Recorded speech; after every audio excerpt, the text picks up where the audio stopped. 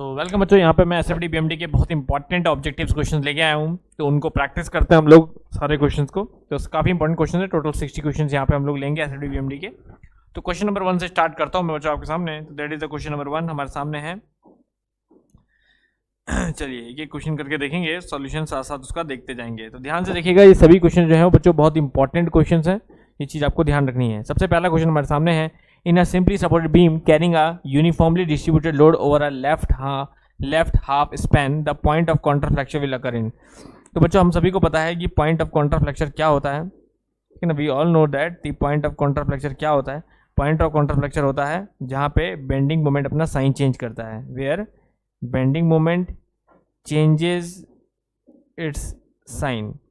तो अगर sign change करेगा इसका मतलब ये है कि वहाँ पे वो उसकी वैल्यू जो होगी वो जीरो भी होगी, ठीक है ना भाई। साइन चेंज पॉजिटिव से नेगेटिव जाएगा या नेगेटिव से पॉजिटिव जाएगा, तो जीरो लाइन को टच करते हुए जाएगा, तो मतलब उस पॉइंट पे बेंडिंग मोमेंट की वैल्यू जो है वो जीरो भी होती है।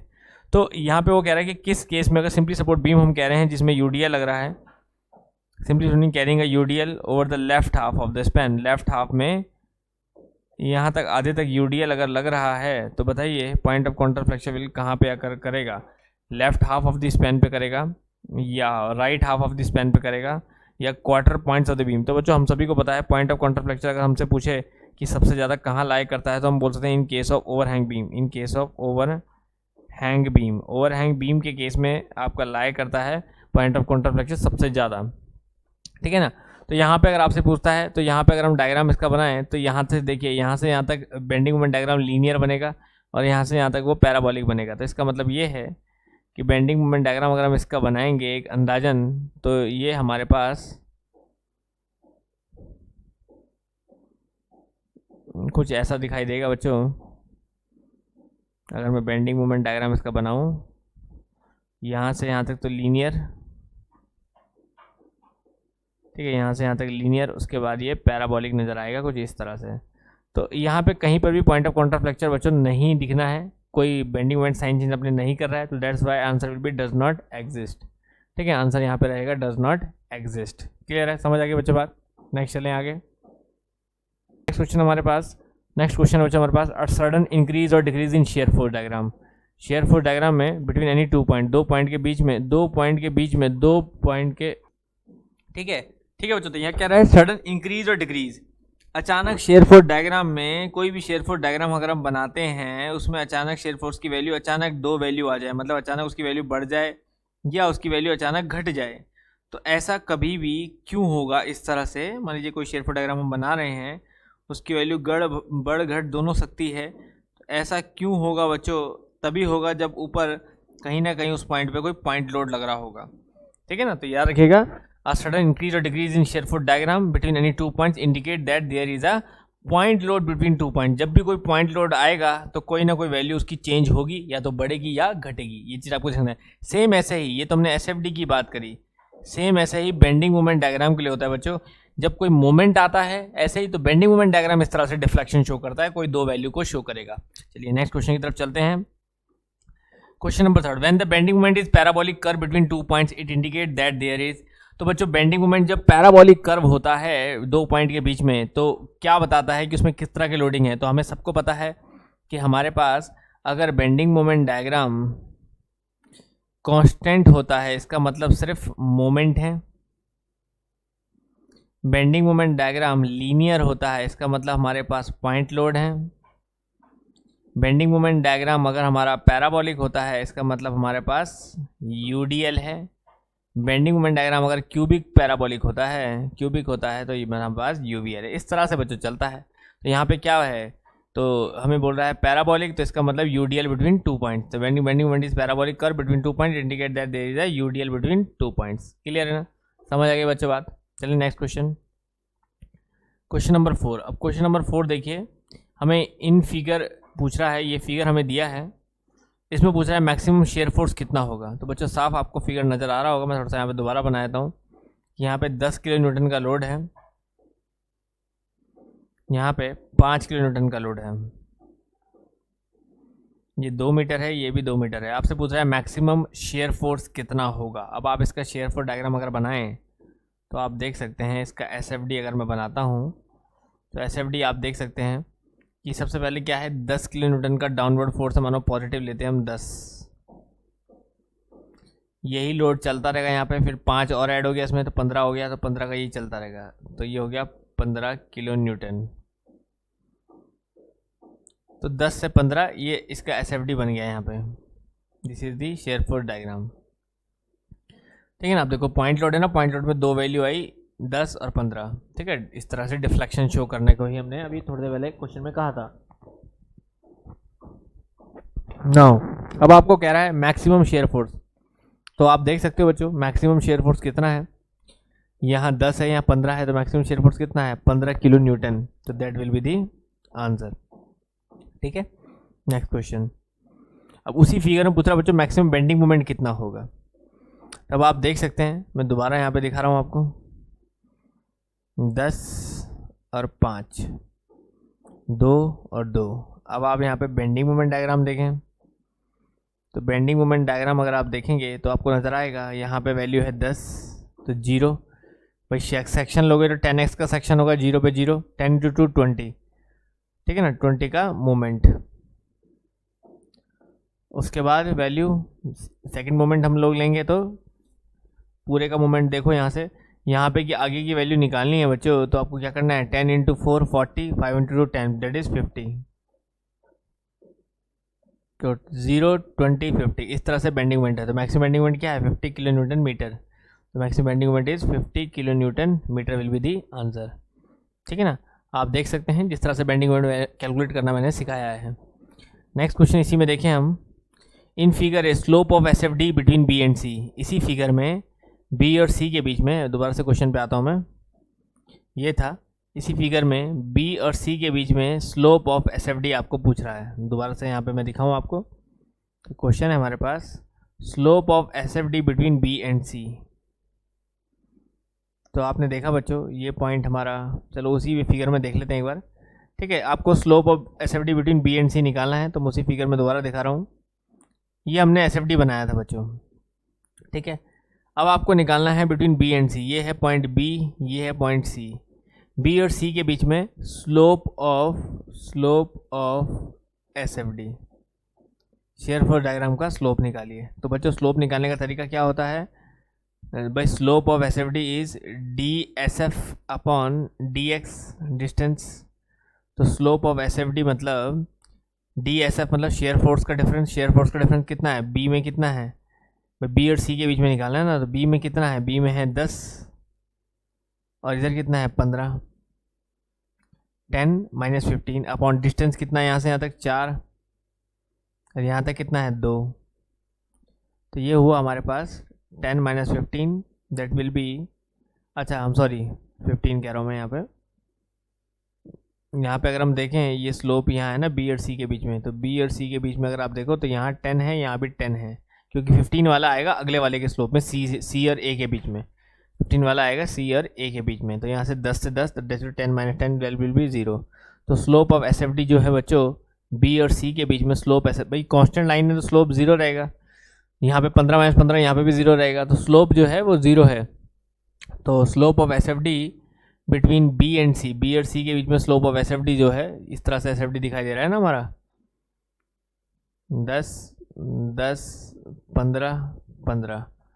तो एस एफ डी का स्लोप बिटवीन बी एंड सी जो है वो स्लोप है 0, तो 0 रहेगा correct answer, A will be the correct answer. Now next question बच्चों हमें पूछ रहा है यहाँ पे उसी फिगर में से, in slope of B M D between B and C. B और सी के बीच में बी एम डी का स्लोप क्या होगा। अब this is B and this is C, तो बी और सी के बीच में slope of B M D क्या होगा। तो हमने ये बी एम डी वहाँ पे बना रखा है, तो बी एम डी भी अगर आप देखोगे बच्चों slope of B M D, bending moment diagram के बीच का स्लोप है बी और सी के बीच में, तो आप देखोगे moment M B minus M C upon, ठीक है ना, moment at B minus moment at C upon distance कितना यहाँ से 4 metre, X B minus X C. तो मोमेंट एट बी हम देख रहे हैं 0 माइनस मोमेंट एट सी हम देख रहे हैं 20 अपॉन एक्स बी, डिस्टेंस यहाँ से यहाँ तक कितना है 4 मीटर माइनस यहाँ से यहाँ तक कितना है 2 मीटर। तो हम देख सकते हैं that is 10 kilo newton. That will be the answer. तो यहाँ पे ये रहेगा करेक्ट आंसर। नेक्स्ट क्वेश्चन,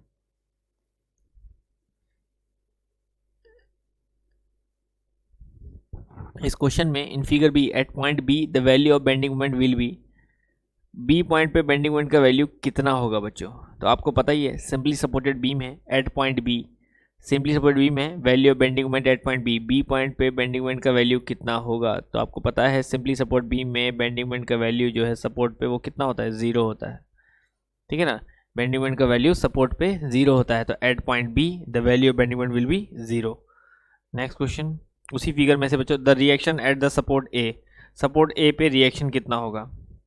तो देखो बच्चों, इस तरह के क्वेश्चन करने का मैंने सिंपल तरीका आपको बताया। जब भी रिएक्शन निकालनी हो आप हमेशा तरीका क्या अपनाएं, जितना भी लोड है, देखो आर ए, अगर आप इधर की रिएक्शन आर ए निकाल रहे हो तो इसका सबसे शॉर्ट तरीका मैंने आपको बताया, जितना भी लोड है इनटू दूसरे सपोर्ट से कितना डिस्टेंस है इस लोड का, वो मल्टीप्लाई करें, ठीक है। अगर आप आर ए निकाल रहे हो तो कितना लोड इनटू दूसरे सपोर्ट से कितना दूरी है 2 मीटर, उसे मल्टीप्लाई करें और डिवाइड बाय टोटल लेंथ करें। टोटल लेंथ मतलब 2 + 1 3 मीटर, तो it will become 4 kilo newton. तो 4 किलो न्यूटन ये होगा और 2 किलो न्यूटन जो है वो ये होगा। तो बस reaction at the support A is 4 kilo newton, तो reaction at the support A is 4 kilo newton. The maximum bending moment will be at, maximum bending moment कहाँ होगा?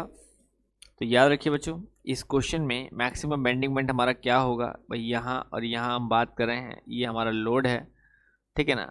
तो मैक्सिमम बेंडिंग मोमेंट हमेशा कहाँ होगा? At support A, at support B, यहाँ तो 0 होगा, सेंटर ऑफ द बीम या फिर अंडर द लोड। तो याद रखिएगा under the load. Maximum bending moment will B, कितना होगा मैक्सिमम बेंडिंग मोमेंट? तो आप कहीं से भी निकाल सकते हैं बच्चों।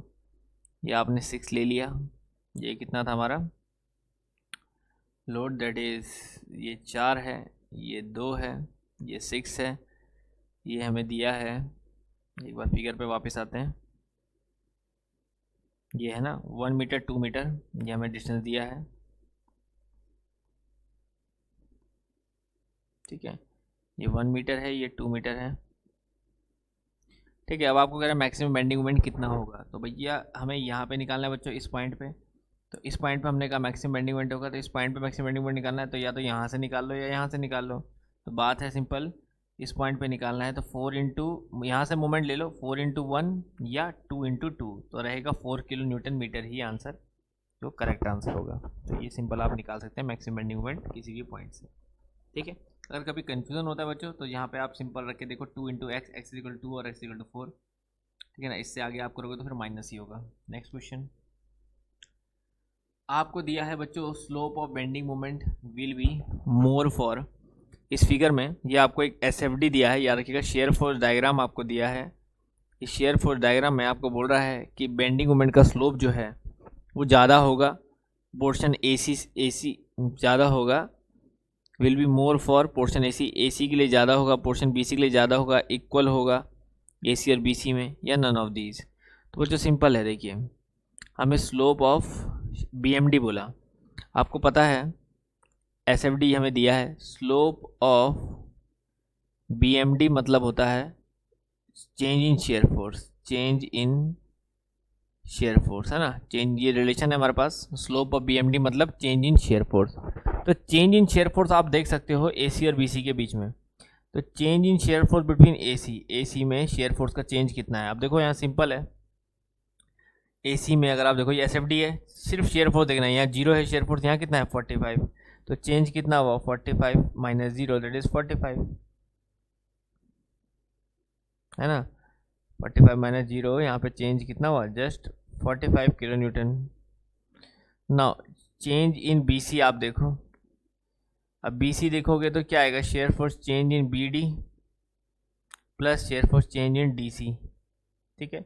अब बीडी क्या है 15 माइनस 15 0, प्लस डीसी क्या है, एक तरफ 15 है वैल्यू और एक तरफ 0, 15 माइनस 0, तो आप देख सकते हो answer is 15। S F share force eight BC is 15, BC पे शेयर फोर्स कितना है 15 न्यूटन मीटर, ठीक है ना, 15 किलो न्यूटन सॉरी। तो आंसर यहाँ पे देख सकते हो आप, एसी में है 45 और बीसी में है 15, तो कौन सा बड़ा हुआ? तो हमें पता है shear force at AC is greater than shear force change in shear force at BC। अब इन दोनों में अगर shear force को हम क्या बोल रहे हैं, slope of bending moment, तो हम बोलेंगे slope of bending moment in AC is greater than slope of bending moment in BC। ठीक है, सिंपली हम ये आंसर यहाँ पे टिक कर सकते हैं। तो यहाँ पे पोर्शन AC में जो है वो मैक्सिमम होगा, यही हमारा आंसर होगा यहाँ पे। समझ आए बच्चों बात, पोर्शन AC में जो है वो मैक्सिमम हमारा बेंडिंग मोमेंट होगा। ठीक है ना, स्लोप ऑफ बेंडिंग मोमेंट जो है वो ज़्यादा होगा एज कम्पेयर टू BC के। Next question, the figure C gives the SFD for. ये जो हमने SFD दिया है हमें, ये जो शेयर फोर्स डायग्राम दिया है, ये किसका SFD हो सकता है? सिंपली सपोर्ट का, कैंटिलीवर का, ये रहेंगे। देखो बच्चों, कैंटिलीवर में क्या है, एक तरफ फिक्स होता है और एक तरफ फ्री होता है। तो फ्री वाली साइड में तो 0 होता है और फिक्स वाली साइड में कुछ ना कुछ हाइट आती है। ठीक है ना, यहाँ पे इधर भी हाइट है और इधर भी वैल्यू है। तो जब दोनों तरफ सपोर्ट में वैल्यू हो तो ये कब होता है, जब हमारा बीम क्या हो, सिंपली सपोर्टेड हो। तो याद रखिएगा, सिंपली सपोर्टेड अगर होगा तो उस केस में इस तरह का फिगर बन सकता है। तो आंसर रहेगा सिंपली सपोर्टेड बीम। क्लियर है। नेक्स्ट क्वेश्चन, इसी फिगर C में the loading of the portion AD of the beam will be. AD portion में किस तरह की लोडिंग होगी बच्चों? अब AD पोर्शन आप देख सकते हो, वापस क्वेश्चन में आए तो ये है A और ये है D। AD पोर्शन तक शेयर फोर्स डायग्राम क्या है, लीनियर नेचर का है, लीनियर नेचर का है। ठीक है ना, तो यहाँ पे सिंपल बात हो गई कि AD पोर्शन में शेयर फोर्स डायग्राम जो है वो लीनियर नेचर का है। और आपको मैंने पहले भी बताया बच्चों कि शेयर फोर्स डायग्राम किस तरह का होगा अगर लोड किस तरह का है। सिंपल, अगर पॉइंट लोड है तो शेयर फोर्स डायग्राम कांस्टेंट बनेगा। अगर, ठीक है ना, अगर UDL है तो शेयर फोर्स लीनियर बनेगा। अगर UVL है तो शेयर फोर्स पैराबोलिक बनेगा। ठीक है, सिंपल। तो अब यहाँ पे क्या है, लीनियर है, इसका मतलब A से D पोर्शन में क्या है, UDL है, यूनिफॉर्मली डिस्ट्रीब्यूटेड लोड है। ठीक है ना, तो आंसर रहेगा A will be the correct answer. Next question, corresponding to figure C maximum bending moment will be at. आपको बताना है फिगर C में मैक्सिमम बेंडिंग मोमेंट कहाँ होगा। तो बच्चों, मैक्सिमम बेंडिंग मोमेंट वहीं होता है जहाँ शेयर फोर्स 0 होता है। तो याद रखिएगा, मैक्सिमम बेंडिंग मोमेंट वहीं होगा जहाँ शेयर फोर्स 0 होगा। तो फिगर में हम देख सकते हैं शेयर फोर्स 0 कहाँ है। तो बच्चों, इस फिगर में अगर आप देखो तो शेयर फोर्स 0 है C पे। C पे जो है वो शेयर फोर्स 0 है। थोड़ा सा मैं जूम कर देता हूँ, देखिए इस C पोर्शन में जो है, ये C जो लिखा है, ये C पोर्शन में जो है शेयर फोर्स 0 है। शेयर फोर्स यहाँ 0 है, तो मतलब इसी पॉइंट पे बेंडिंग मोमेंट मैक्सिमम होगा। तो बस आंसर सीधा उसी हिसाब से रहेगा। यहाँ पे bending moment is maximum at where shear force is 0। तो यहाँ पे आंसर देखिए, बीम इज कहाँ गया, ये रहा। तो क्या कह रहा है, corresponding to figure C the maximum bending moment will be at. तो आंसर है C। ठीक है ना, C पे रहेगा मैक्सिमम बेंडिंग मोमेंट। चलिए नेक्स्ट क्वेश्चन है, a beam is a structure member which is subjected to. Beam ऐसा एक स्ट्रक्चर मेंबर जिसमें एक हमारा शेयर फोर्स और मोमेंट लगते हैं। तो यहाँ पे सिंपल आंसर है कि एक्सियल टेंशन कंप्रेशन बिल्कुल गलत, ट्रांसवर्स लोड एंड कपल्स बिल्कुल सही, ट्विस्टिंग मोमेंट गलत, no load but it's axial should be horizontal and cross section rectangular circular, no. तो बच्चों यही रहेगा answer, transverse loads and couples. अब इसमें से कह रहा है कौन सी स्टैटिकली डिटरमिनेट बीम्स हैं। तो बच्चों, आपको मैंने बताया स्टैटिकली डिटरमिनेट बीम कौन सी होती हैं। स्टैटिकली डिटरमिनेट बीम्स वो होती हैं जिनकी अननोन रिएक्शंस को हम इक्विलिब्रियम इक्वेशन से सॉल्व कर सकते हैं, इक्विलिब्रियम इक्वेशन से कैलकुलेट कर सकते हैं जिनकी अननोन रिएक्शंस को, उनको बोलते हैं हम लोग स्टैटिकली डिटरमिनेट बीम्स। तो यहाँ पे हमने आपको बताई थी, लिस्ट बताई थी मैंने क्लासिफिकेशन में, कि कैंटिलीवर बीम हो, ठीक है, आपकी सिंपली सपोर्ट बीम हो, ठीक है, ये सब आपकी क्या है, स्टैटिकली डिटरमिनेट है, स्टैटिकली डिटरमिनेट है। स्टैटिकली अनडिटरमिनेट बीम्स मैंने आपको बताई थी, प्रॉप्ड बीम हो, कंटिन्यूस बीम हो या फिक्स्ड बीम हो, ये सब स्टैटिकली अनडिटरमाइंड बीम्स हैं। तो अब यहाँ पे बोल रहा है ओनली सिंपली सपोर्ट, तो ओनली सिंपली सपोर्ट तो नहीं है, कैंटिलीवर भी है, लेकिन कैंटिलीवर ओवरहैंग भी हो सकती है, ओवरहैंग भी हो सकती है। तो कैंटिलीवर, ओवरहैंग, सिंपली सपोर्ट, ये सब क्या है, स्टैटिकली डिटरमिनेट बीम्स हैं। बिल्कुल सही है बच्चों। फिक्स्ड बीम्स नो, ये स्टैटिकली अनडिटरमिनेट बीम्स हैं। कंटिन्यूस बीम भी स्टैटिकली अनडिटरमिनेट बीम्स हैं। तो ये याद रखेगा, only B will be the correct answer, B रहेगा हमारा सही answer. Next question, a cantilever is a beam whose, cantilever किस तरह का बीम है? Both ends are supported, one end is fixed other end is free. तो simple answer है बच्चों, वन एंड फिक्स जिसका हो, अदर एंड फ्री हो। इन कैंटिलीवर कैरिंग अ यूवीएल, इस कैंटिलीवर में अगर यूवीएल कैरी कर रहा है starting from zero at the free end, the share force diagram is. तो बच्चों आपको पता है starting from zero at the free and, तो यहाँ से यहाँ तक अगर हम कोई कैंटिलीवर बीम बना रहे हैं, किसी यूवीएल लगा रहे हैं किसी कैंटिलीवर बीम में, हाँ ठीक है ना। अब आपको बोलता है कि the share force diagram, share force diagram इसका कैसा बनेगा? तो आपको पता है शेयर फोर डायग्राम क्या बनता है? पैराबोलिक बनता है बच्चों, क्योंकि बेंडिंग मोमेंट डायग्राम क्यूबिक बनता है। तो शेयर फोर डायग्राम पैराबोलिक बनेगा और बेंडिंग मोमेंट डायग्राम जो है वो क्यूबिक पैराबोलिक बनेगा, क्यूबिक पैराबोलिक। याद रखिएगा, फॉलोज अ पैराबोलिक लॉ, ठीक है। शेयर फोर डायग्राम इसका पैराबोलिक बनेगा। Next question, in a cantilever beam carrying a UVL starting from zero at the free end, the bending moment diagram will be. अब bending moment diagram क्या बना? अभी मैंने बताया cubic. Shear force diagram parabolic, तो bending moment diagram cubic. In simply support beam bending moment at the end, simply support beam में bending moment and पे क्या कितना होता है? तो आपको मैंने बताया कि किसी भी सिंपली सपोर्ट बीम में एंड में हमेशा यहाँ पे हमेशा बेंडिंग मोमेंट ज़ीरो रहेगा। बेंडिंग मोमेंट हमेशा, चाहे डायग्राम कुछ भी बने किसी भी तरह की लोडिंग, लेकिन इस पॉइंट पे हमेशा एम जो है बेंडिंग मोमेंट डायग्राम जीरो रहेगा। अनटिल, कब तक? जब तक कोई मोमेंट ही ना लग जाए। अगर कोई मोमेंट लग जाता है तो फिर वो मोमेंट की हाइट आ जाएगी इस जगह पे, ठीक है ना। तो ये चीज़ ध्यान रखनी है। तो इन simply support beam bending moment at the end is always zero if it does not carry couple at the end. बिल्कुल सही है बच्चों, पहला ही ऑप्शन कि हमेशा जीरो रहता है जब तक कोई कपल एक्ट नहीं करता। अगर कोई कपल एक्ट नहीं कर रहा है, लेकिन अगर कपल एक्ट कर रहा है तो फिर वो हाइट निकल के आएगी, ठीक है ना। तो बाकी ऑप्शन पे जाने की आपको जरूरत नहीं है, A will be the correct answer. Next question, for any part of the beam between two concentrated load shear force diagram is, ठीक है ना। किसी भी any part of the beam, किसी भी बीम के पार्ट के लिए दो concentrated load shear force diagram, दो कंसंट्रेटेड लोड के बीच में शेयर फोर डायग्राम कैसा होता है?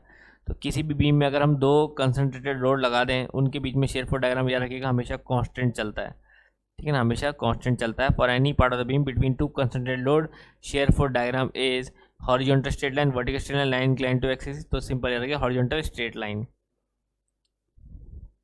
For any part of beam between two concentrated load between bending moment diagram is, तो दो कंसंट्रेटेड लोड के बीच में इस तरह से हमने बोला शेयर फोर डायग्राम कैसा चलता है।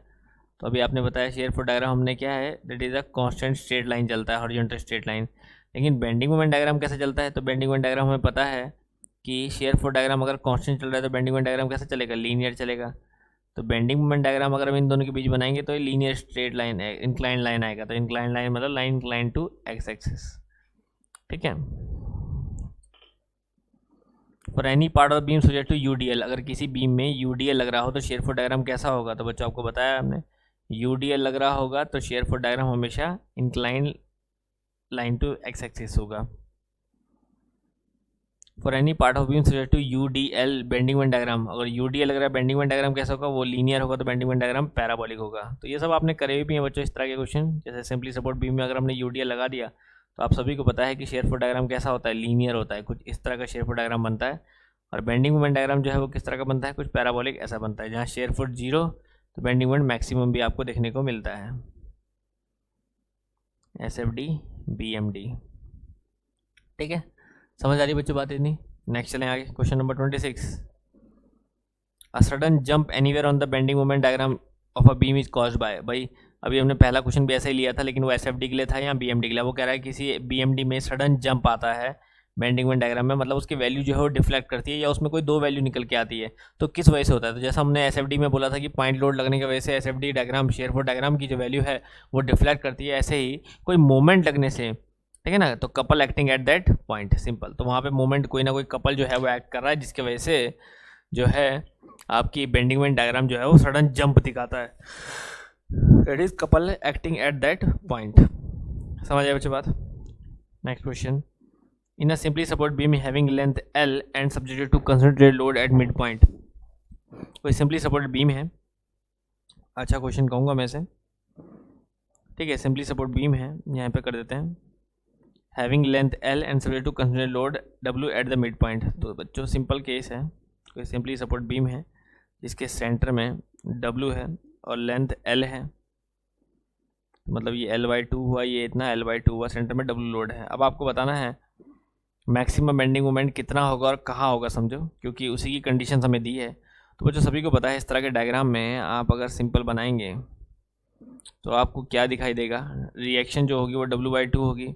अब आप सिंपल देखिए, यहाँ पे मैक्सिमम बेंडिंग मोमेंट आपको सेंटर में ही मिलेगा, ऐसे कुछ भाई दो लोड के बीच में लीनियर चलेगा, और कितना मिलेगा W/2 इंटू डिस्टेंस मल्टीप्लाई कर दो, तो W/2 into L/2 that is WL/4। तो WL/4 की वैल्यू यहाँ पे मिलेगी आपको सेंटर में। तो WL/4 का मोमेंट होगा एट दी मिड स्पैन। तो यहाँ पे सिंपल देखें, maximum bending moment WL/4 at the mid point. तो पहला ही आंसर जो है वो बिल्कुल करेक्ट है, आपको आगे जाने की ज़रूरत हमें नहीं है। समझ आएगी बच्चों बात। In simply support beam subject to UDL over the entire length, total W maximum bending moment is. तो बच्चों सभी को पता है कि सिंपली सपोर्टेड बीम है, उसमें अगर कोई UDL लग रहा है W का, स्मॉल W का UDL लग रहा है L लेंथ के लिए, तो बताइए मैक्सिमम बेंडिंग मोमेंट कितना होगा। तो बच्चों याद रखिए, यहाँ पे अगर हम रिएक्शन निकालते हैं तो it will come WL/2 and WL/2।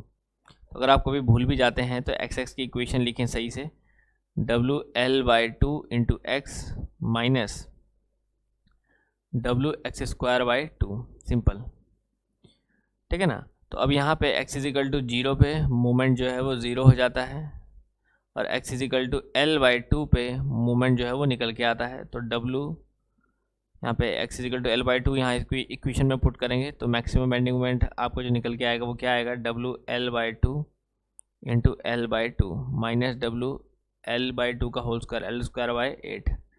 तो आंसर सिंपल निकालेंगे आप WL²/8 पॉजिटिव का, ठीक है। सॉल्व करेंगे इसे, WL²/8। तो WL² में WL को हम टोटल लोड, याद रखिएगा टोटल लोड जब हम बोलते हैं तो हम कैपिटल W से दिखाते हैं, उसका मतलब होता है W इंटू L। तो यहाँ पे WL²/8 को हम कैपिटल W में WL/8 बोलेंगे। तो याद रखिएगा WL²/8 बोले स्मॉल W की फॉर्म में या कैपिटल W की फॉर्म में WL/8 बोले, और कहाँ लगेगा, मिड स्पैन पे। तो सिंपल है, WL/8 और WL²/8 eight the mid point. तो पहला ही आंसर बिल्कुल करेक्ट है कि WL/8 या WL²/8 eight the mid point. ये मैक्सिमम W की फॉर्म में, मतलब टोटल लोड की फॉर्म में, ये स्मॉल W की फॉर्म में है, ठीक है ना, और मिड पॉइंट पे मैक्सिमम बेंडिंग मोमेंट लगेगा। नेक्स्ट क्वेश्चन हम लोग लेते हैं, in cantilever beam to consider load W at the free end. वो एक कैंटिलीवर बीम है जिसके फ्री एंड पे एक W लोड लग रहा है, L लेंथ है, तो मैक्सिमम बेंडिंग मोमेंट कहाँ होगा। बच्चों हमेशा ध्यान रखो, कैंटिलीवर बीम में W क्या कोई भी लोड लगे, किसी भी तरह का कोई भी लोड अगर लगे तो आपको ध्यान रखना है maximum shear force and bending moment maximum हमेशा एट सपोर्ट ही होंगे, एट सपोर्ट ही होंगे। ये चीज़ हमेशा ध्यान रखनी है कि एट सपोर्ट ही हमेशा bending moment and shear force जो है वो मैक्सिमम रहेंगे। तो सिंपल है, तो आपका सिंपल लग रहा है तो W इंटू L का मोमेंट लेगा WL at the fixed end, WL at the fixed end. Clear है। Next question, question number 30, an axle is subject, ये L लेंथ दी है, an axle is subject to loads at shown, ये हमें दिया है लोड। अब देखो इस क्वेश्चन में बच्चों कंफ्यूजन होता है, मैक्सिमम बेंडिंग मोमेंट आपको निकालना है, मैक्सिमम बेंडिंग मोमेंट कहाँ होगा या कितना होगा। तो आपको पता है बच्चों मैक्सिमम बेंडिंग मोमेंट मैक्सिमम वहीं होता है जहाँ पे शेयर फोर्स जो है 0 होता है, ठीक है। अब शेयर फोर्स 0 कहाँ होता है, तो ओवरहैंग में हमेशा ध्यान रखिए बच्चों, इस पॉइंट पे जो सपोर्ट के पॉइंट है वहाँ पे शेयर फोर्स जो है वो 0 भी आती है वैल्यू और मैक्सिमम भी आती है, तो इनमें 0 भी आती है वैल्यू। तो these are the called point of contraflexures, नहीं sorry point of contra, shear force की वैल्यू 0 आती है, मतलब यहाँ पे बेंडिंग मोमेंट जो है वो मैक्सिमम होता है। तो याद रखिएगा eight the support share force की वैल्यू 0 आएगी, ठीक है ना। तो और याद रखिए 0 आएगी, इसका मतलब यहाँ पे ऐसा नहीं है कि 0 ही रहेगी वैल्यू, मैक्सिमम भी आएगी। तो यहाँ पे शेयर फोर्स जो है वो वैल्यू कहीं ना कहीं 0 भी आती है एट दी सपोर्ट ओवरहैंग के केस में सपोर्ट पे। तो फिर ध्यान रखिए उन्हीं पॉइंट पे बेंडिंग मोमेंट जो है वो मैक्सिमम होगा। तो बस अब आप किसी भी इस पॉइंट को पकड़ के बेंडिंग मोमेंट निकाल लीजिए। तो अगर मैं इस पॉइंट पे यहाँ से निकालता हूँ यार, यहाँ से एक ही बात है, सिमेट्री फिगर है ना, तो दोनों तरफ से वैल्यू बराबर आएगी, चाहे यहाँ से बोलो या यहाँ से बोलो। तो आप सिंपल लोड इंटू डिस्टेंस कर दें, इस पॉइंट से मोमेंट लें तो लोड इंटू डिस्टेंस क्या हो जाएगा, W इंटू A, है ना। इस पॉइंट से मोमेंट लोगे क्या बता रहा हूँ मैं, थोड़ा सा जूम करता हूँ मैं आपको समझाने के लिए।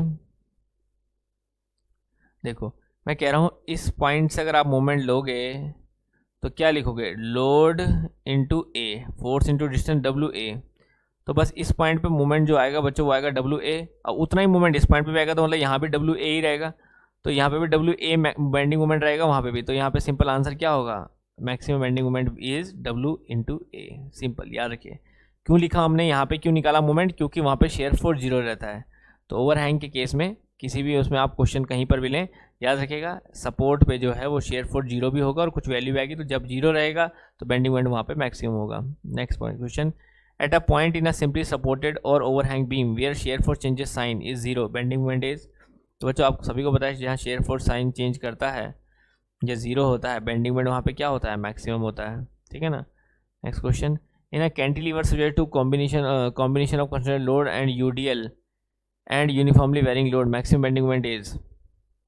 तो बच्चों मैंने आपको भी थोड़ी देर पहले बताया था कि कैंटिलीवर बीम में चाहे लोड लगे, चाहे यूडीएल लगे, चाहे यूवीएल लगे, मैक्सिमम बेंडिंग मोमेंट हमेशा फिक्स्ड एंड पे होगा, एट दी फिक्स्ड एंड। ठीक है, कैंटिलीवर में हमेशा फिक्स्ड एंड पे ही होगा। पॉइंट ऑफ कॉन्ट्राफ्लेक्चर क्या होता है बच्चों, आपने बताया था यहाँ बेंडिंग मोमेंट साइन चेंज करता है, तो point where bending moment is zero, bending moment वहाँ पे जीरो भी रहता है बट ऑल्सो चेंजेस साइन, तो डी रहेगा correct answer. Next question, point of contraflexion also called, point of contraflexion को हम और क्या बोलते हैं, तो याद रखिए बच्चों पॉइंट ऑफ इन्फ्लेक्शन भी बोलते हैं। पॉइंट ऑफ कॉन्ट्राफ्लेक्शन को पॉइंट ऑफ इन्फ्लेक्शन भी कहा जाता है। नेक्स्ट क्वेश्चन अगर हम बात करें यहाँ पे 35, the slope of shear force line at any section of the beam is also called, the slope of shear force line at any section of the beam is also called. तो बच्चों हमने बताया the slope of shear force के किसी line के about slope को हम लोग क्या कहते हैं, तो आपको बताया था change in load, change in load. ठीक है ना, that is called rate of loading at that section, B रहेगा correct answer. A simply support beam is loaded as shown in figure, एक फिगर में हमें सिंपली सपोर्ट बीम दिखा रखी है, आपको बोलता है the maximum shear force in the beam will be, इनमें से किस पोर्शन में इनमें से मैक्सिमम शेयर फोर्स कितना होगा। तो बच्चों इसका मैं सीधा सीधा फिगर बनाना चाहूँगा, इस क्वेश्चन का मैं एसएफडी बनाना चाहूँगा, आपको अपने आप समझ में आ जाएगा। ये रिएक्शन है मान लीजिए, ऊपर से लग रहा है W 2W and W, W 2W and W। अब इसका शेयर फोर्स डायग्राम बनाएं तो देखो बड़ा आराम से बनेगा। ठीक है, अब रिएक्शन देखो क्या होगी, ऊपर है W 2W एंड W, इसका मतलब 4W का आधा क्या होगा, 2W इधर जाएगा और 2W इधर जाएगा, सिमेट्रिक फिगर है तो आधा आधा बढ़ जाएगा। ठीक है ना, 2W इधर 2W इधर, तो बस पहला स्टार्टिंग हुई यहाँ से reaction, that is negative side में 2W।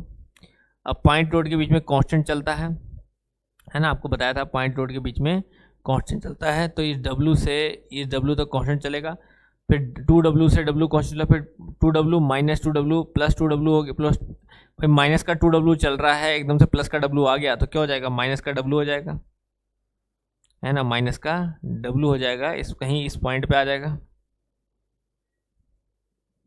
माइनस का W हो जाएगा। अब यहाँ से W चलता रहेगा, फिर यहाँ अचानक क्या हो गया, माइनस का 2W आ गया, तो ये यहाँ से माइनस का W हो जाएगा। ठीक है, ये 2W से W हुआ और यहाँ से पॉजिटिव का W आया। अब ये पॉजिटिव का W चलता रहेगा, साथ में एक और क्या होगा, यहाँ पे एक और W ऐड हो जाएगा और ये फिगर यहाँ से इस तरह से हो जाएगा। तो इस तरह का फिगर आएगा बच्चों एसएफडी। अब आप देख सकते हो कि मैक्सिमम बेंडिंग मोमेंट कितना है, सॉरी मैक्सिमम शेयर फोर्स कितना है, तो यहाँ पे अब आप देख सकते हो इस डायग्राम में है मैक्सिमम शेयर फोर्स कितना है 2W, है ना, चाहे आप यहाँ देखें या यहाँ देखें maximum shear force is 2W, तो 2W is the maximum shear force. Next question है, which one of the following portion beam shown in the given figure subject to pure bending, pure bending किस portion में हो रही है बच्चों, तो हमें सिंपली ध्यान रखिए हमेशा कि मान लीजिए इस तरह की कोई बीम है जिसमें यहाँ पे भी लोड है और यहाँ पे भी लोड है, कोई W का लोड यहाँ पे भी और यहाँ पे भी एक्ट कर रहा है। अब आपको पूछता है बताइए प्योर बेंडिंग कहाँ होगी, तो बच्चों याद रखना है कि प्योर बेंडिंग आपकी हमेशा इस टाइप का फिगर हमेशा ध्यान रखिए। ऐसे क्वेश्चन में W लोड है तो ये रिएक्शन भी W ही होगी, है ना, क्योंकि टोटल लोड 2W है, उसका आधा आधा करोगे तो W आएगा। तो अब यहाँ पे W हम करें तो शेयर फोर्स डायग्राम क्या बनेगा, W यहाँ से W माइनस W जीरो है ना, यहाँ तक W माइनस W जीरो, उसके बाद जीरो पे चलेगा, फिर आपका प्लस का W, फिर W यहाँ तक। तो ये हमारे पास फिगर बनता है shear force diagram for this. अब इसका बेंडिंग मोमेंट डायग्राम देखें तो सिंपली ध्यान रखिएगा बच्चों, जहाँ पे कांस्टेंट है वहाँ पे लीनियर चलेगा, जहाँ जीरो है वहाँ कांस्टेंट चलेगा, उसके बाद वापस लीनियर चलेगा। तो यहाँ पे अगर हम देखें बेंडिंग मोमेंट डायग्राम, तो बेंडिंग मोमेंट डायग्राम आप यहाँ पे देख सकते हो इजीली इस तरह का बनेगा। तो याद रखिए प्योर बेंडिंग हम वहीं पर कहते हैं, प्योर बेंडिंग किसे बोलते हैं, जहाँ पे शेयर फोर्स जो है वो जीरो होता है और बेंडिंग मोमेंट का वैल्यू होता है निकल के। तो ऐसा कौन सा पोर्शन है इस ABCD में, ABDE में ऐसा कौन सा पोर्शन है जहाँ पे हमारा शेयर फोर्स जीरो हो, तो B और D के बीच में शेयर फोर्स जीरो है और बेंडिंग मोमेंट मैक्सिमम है। तो याद रखिएगा इसी पोर्शन को हम लोग प्योर बेंडिंग पोर्शन कहते हैं, ठीक है ना। तो ये आंसर क्या रहा है, B और D के बीच में।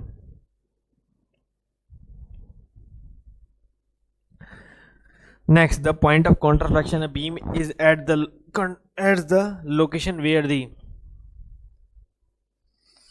point of counterflexion किस लोकेशन में पाया जाता है। तो बच्चों याद रखिएगा जहाँ डिफ्लेक्शन साइन चेंज करता है नहीं, जहाँ बीम डेवलप्स क्रैक नहीं, रेडियस ऑफ कर्वेचर, जब डिफ्लेक्शन साइन चेंज नहीं करता रेडियस ऑफ कर्वेचर में भी कोई चेंज नहीं आएगा। तो याद रखिए बच्चों बेंडिंग मोमेंट पॉइंट ऑफ कॉन्ट्राफ्लेक्शन वहीं होता है जब बेंडिंग मोमेंट जीरो होता है, और बेंडिंग मोमेंट जीरो तो शेयर फोर्स वहाँ पे मैक्सिमम आपको नजर आता है। तो shear force is maximum, answer tick कर देंगे। Next question, rate of change of bending moment is equals to. तो बच्चों आपको बताया था मैंने rate of change of bending moment is equals to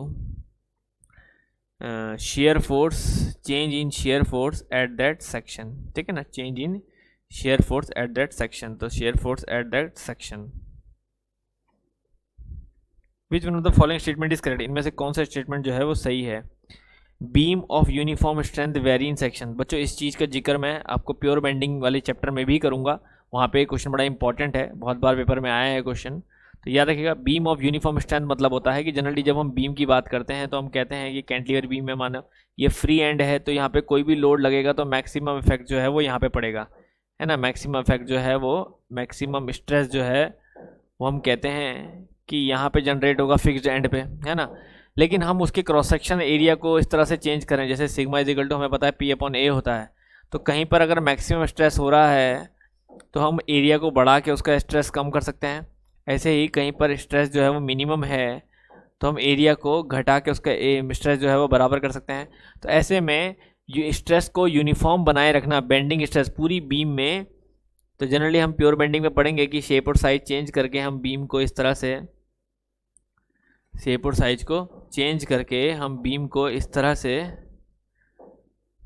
design करते हैं जिससे कि उसका जो स्ट्रेंथ है, बेंडिंग स्ट्रेस है, वो कांस्टेंट रहता है through out the beam. Through out the beam जो है बेंडिंग स्ट्रेस कांस्टेंट रहता है। तो याद रखिएगा बीम ऑफ यूनिफॉर्म स्ट्रेंथ, एक जैसी स्ट्रेंथ बीम की तभी मिलेगी जब स्ट्रेस उसमें ओवरऑल एक जैसा प्रोड्यूस होगा। तो याद रखिएगा maximum bending stress remains constant, maximum bending stress remains constant through out the beam. तो ऐसे में जो है यूनिफॉर्म स्ट्रेंथ आपको मिलती है। Beam bending moment diagram of the beam as shown in figure. Bending moment diagram इस बीम का क्या बनेगा बच्चों, ये क्वेश्चन UJVNL में भी आया था, UKPSC में भी आया था, ठीक है ना, बड़ा इंपॉर्टेंट क्वेश्चन है ये। तो सिंपल सा क्वेश्चन है बच्चों, आप जनरली शॉर्टकट तरीके से भी कर सकते हो। ये A है, ये B है, यहाँ पे एक मोमेंट लग रहा है हमारा M का, L इसकी लेंथ है। तो आपको पूछ रहा है कि बेंडिंग मोमेंट डायग्राम कैसा होगा। तो बच्चों शेयर फोर्स डायग्राम आप सभी को पता है, शेयर फोर्स डायग्राम कैसा होगा, बस एक कांस्टेंट लाइन आएगी शेयर फोर्स डायग्राम की इस रिएक्शन की वजह से। और बेंडिंग मोमेंट डायग्राम कैसा होगा, तो बेंडिंग मोमेंट डायग्राम देखिए, सिंपली सपोर्ट बीम है, रिएक्शन पे जीरो होता है बेंडिंग मोमेंट डायग्राम, लेकिन कब तक, जब तक कोई मोमेंट लग रहा है। अब यहाँ वाले में A रिएक्शन पे एक मोमेंट लग रहा है M का, तो बस वो M का जैसा मोमेंट है वैसा मोमेंट आप बना देंगे M का, और एक तरफ जीरो वैल्यू एक तरफ M, तो ये बन गया इस तरह से। क्या बन गई शेप अपने आप, ट्राइंगल। तो आंसर रहेगा ट्राइंगल। क्लियर है। क्वेश्चन नंबर 42, ये बच्चों डिफ्लेक्शन का क्वेश्चन है, इसको मैं डिफ्लेक्शन के टाइम पे आपको करवाऊंगा, ठीक है ना। अभी डिफ्लेक्शन के कुछ फॉर्मुलेज अभी बताने हैं आपको, चार्ट उसके हिसाब से मैं करवाऊंगा। कुछ नहीं है, डिफ्लेक्शन का रेशियो आंसर 1/2 रहेगा। आगे देखते हैं, अभी डिफ्लेक्शन के टाइम पे अभी सिर्फ SFD PMD की बात कर रहा हूँ। कहता है cantilever carrying a uniformly distributed load over it's full length is propped at its free and. तो बच्चों याद रखिए, ये क्वेश्चन को भी मैंने आपके कोर्स में नहीं है मैकेनिकल में ये, लेकिन ये क्वेश्चन सिर्फ और सिर्फ इसलिए डाला है क्योंकि ये सिविल में कई बार पूछा गया है, तो हो सकता है कई बार सिविल का क्वेश्चन आपसे पूछा जाए, क्योंकि प्रॉप्ड बीम जो है वो हमारे कोर्स में नहीं है। कभी कभी जो क्वेश्चन किसी दूसरे उसमें आपसे रिलेटेड होता है और रिपीट किया जाता है तो कभी कभी आ जाता है, जैसे फिक्स्ड बीम जो है वो भी सिविल का ही केस है, लेकिन हमारे पास पूछ लेता है बहुत बार फिक्स्ड बीम का केस, ठीक है ना। तो जो ऐसे हैं उनके एटलीस्ट रिजल्ट आप ध्यान रखें, क्योंकि मेथड सीखने की ज़रूरत नहीं है। अब जैसे ये स्टैटिकली अनडिटर्मिनेट बीम्स है प्रॉप्ड बीम, ठीक है ना, तो यहाँ पे हमसे ज़रूर पूछ सकता है वो कि किस तरह का केस यहाँ पे सॉल्व करें हम लोग। देखिए अब जैसे कोई भी हमारे पास, ठीक है ना, तो इसके लिए बच्चों इसकी रिएक्शन निकालने के लिए स्टैटिकली अनडिटर्मिनेट बीम्स है हमारी, स्टैटिकली अनडिटर्मिनेट बीम्स है, तो इसकी रिएक्शन निकालने के लिए कई अलग अलग मेथड्स होते हैं, तो वो सब मेथड आपको सीखने की ज़रूरत नहीं है, इसलिए मैं यहाँ पे सिर्फ क्वेश्चन को डाला है कि आप इसका आंसर एटलीस्ट याद रखें। इस मेथड्स को मैं कोई सिखाने की ज़रूरत नहीं है आपको, कि मैकेनिकल में हमारी कोई नीड नहीं है, लेकिन सिर्फ इसलिए बोल रहा हूँ कि स्टैटिकली अनडिटर्मिनेट बीम्स अगर आपके पास कोई बाई चांस पूछ लेता है तो सीधा सीधा आंसर याद रखेगा, इतना टाइम वेस्ट मत करना इस पर। तो सिंपल ध्यान रखें, यहाँ पर आंसर रहेगा 3/4 length from free and. Free and से 3/4 की लेंथ पे भी जो है हमारा बेंडिंग मोमेंट 0 होगा। याद रखिएगा, बेंडिंग मोमेंट हमारा फ्री एंड पे भी 0 होगा और 3/4 ऑफ लेंथ पे भी 3/4 ऑफ एल पे भी 0 होगा। ये चीज़ ध्यान रखिएगा, यही इंपॉर्टेंट पार्ट जो है वो आपको ध्यान रखना है। नेक्स्ट क्वेश्चन है हमारे पास, कहता है consider a simply support beam A B subject to point load of equal magnitude as shown in figure diagram below. अब ये आपको डायग्राम दे रखा है, आपको कह रहा है which one of the following statement correct, इनमें से कौन सा स्टेटमेंट जो है correct. The portion C D of the beam is, तभी बच्चों मैंने थोड़ी देर पहले आपको बताया था कि इस तरह का कोई भी क्वेश्चन आता है जिसमें हमारा क्या है, एस एफ डी जो है वो इस तरह से बनता है। एस एफ डी हमारा कि एक तरफ वैल्यू आती है आपकी, उसके बाद जो है वैल्यू 0 हो जाती है,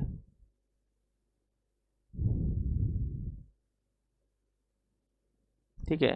तो आपको बताया था मैंने, एक तरफ वैल्यू ऐसे निकल के आएगी, फिर 0 हो जाएगी, फिर एक तरफ वैल्यू जो है वो ऐसे निकल के आएगी, तो यहाँ पे शेयर फॉर 0 और यहाँ पे बेंडिंग मोमेंट जो है वो ऐसे मैक्सिमम हो जाएगा। तो हमने बोला था ये पोर्शन जो है वो प्योर बेंडिंग का पोर्शन है। तो अगेन फिर वही पूछ रहा है सी से डी तक का पोर्शन जो है वो किस तरह का था, portion C D of the beam is, तो is in pure bending. Simple answer रहेगा, बाकी कुछ करने की ज़रूरत नहीं है, ठीक है ना। तो मैक्सिमम बेंडिंग मोमेंट वाले आंसर पर मत पड़ना, जब प्योर बेंडिंग दिया है तो वही आंसर टिक होगा, ठीक है ना। Next question, question number 45। Simple बच्चों, in a simply support beam of length L carries a triangular load W varying from 0 at 100। तो देखो इसका मैं सीधा सीधा आपको शॉर्ट ट्रिक्स बता रहा हूँ बच्चों, हमेशा के लिए ध्यान रखिएगा, हर पेपर के लिए। कोई भी सिंपली सपोर्टेड बीम हो, यहाँ पे आपको क्या क्या क्वेश्चन आ सकते हैं। आपको बोलेगा कोई यूवीएल है जो लग रहा है इस साइड से इस साइड, ठीक है, डब्ल्यू न्यूटन पर मीटर का एल लेंथ के लिए। तो हमेशा ध्यान रखो बच्चों कि जब भी इसको पॉइंट लोड में कन्वर्ट करेंगे सबसे पहले तो कहाँ आएगा, L/3,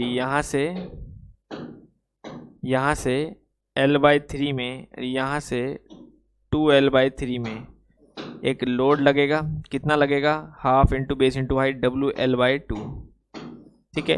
तो यहाँ पे पहला क्वेश्चन आपके पास आता है रिएक्शन एट दी सपोर्ट। अब मैं आपको प्रॉपर बता रहा हूँ, A B reaction at support, support पे रिएक्शन, पहला क्वेश्चन ये, सिर्फ इसी क्वेश्चन की बात नहीं कर रहा हूँ, सभी क्वेश्चन के लिए बता रहा हूँ।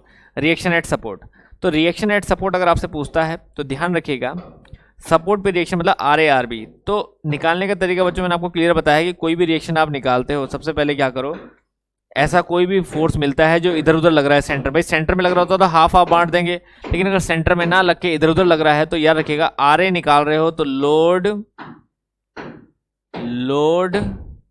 इनटू दूसरे वाले सपोर्ट से कितना दूर है लोड, उसका डिस्टेंस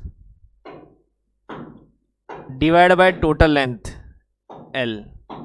2 से 2 कैंसिल, L से एक L कैंसिल, क्या बचा WL/3। RB reaction at the support B, same वही, ठीक है ना। क्या है यहाँ पे, लोड है WL/2, इसकी रिएक्शन निकाल रहे हो अब, तो दूसरे वाले सपोर्ट से डिस्टेंस कितना है L/3 अपॉन टोटल लेंथ। तो यहाँ पे देखेंगे आप कितना होगा, L से L कैंसिल, WL/6, ठीक है। तो RA/RB आ गया WL/6 एंड WL/3, तो बहुत आसानी से बच्चों ये रिएक्शन निकल आती है। तो पहली बात तो आपसे रिएक्शन पूछेगा तो रिएक्शन निकाल देंगे, ठीक है ना। एक क्वेश्चन समझ गए आप लोग कैसे निकाला। नाउ अब दूसरी चीज आपसे यहाँ पे पूछेगा मैक्सिमम बेंडिंग मोमेंट कितना होता है। तो याद रखिएगा दूसरी चीज आपसे पूछेगा मैक्सिमम बेंडिंग मोमेंट कितना होता है। तो याद रखिए बच्चों मैक्सिमम बेंडिंग मोमेंट कहाँ पे होगा, कुछ इस तरह का ये फिगर है जिसमें इस तरह से वैल्यू जो है वो मैक्सिमम बेंडिंग मोमेंट की मिलेगी कहीं यहाँ पे इस तरह से। तो कितना होगा, तो याद रखिएगा WL² बाय 9√3 के बराबर होगा, 9√3 के बराबर होगा। यहाँ पे ऑप्शन में आपको यही पूछा है उसने मैक्सिमम बेंडिंग मोमेंट कितना होगा, WL बाय 9√3। स्क्वायर क्यों नहीं दिख रहा है, क्योंकि मैंने आपको कहा था कि W कैपिटल W की फॉर्म में लिखेगा तो W एक L कम हो जाएगा, ऐसा क्यों, क्योंकि कैपिटल W मतलब स्मॉल WL वो टोटल लोड होता है, ठीक है ना।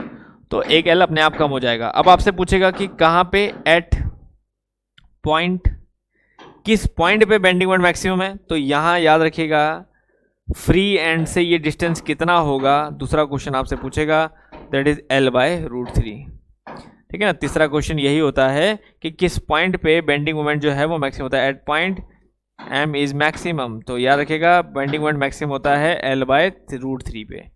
तो ये सब आंसर बड़े इंपॉर्टेंट है बच्चों जो आपको ध्यान रखने हैं, जो भी मैंने UVL से रिलेटेड है, सिंपली सपोर्ट के UVL से रिलेटेड वो सब चीज़ें आपको बता दी।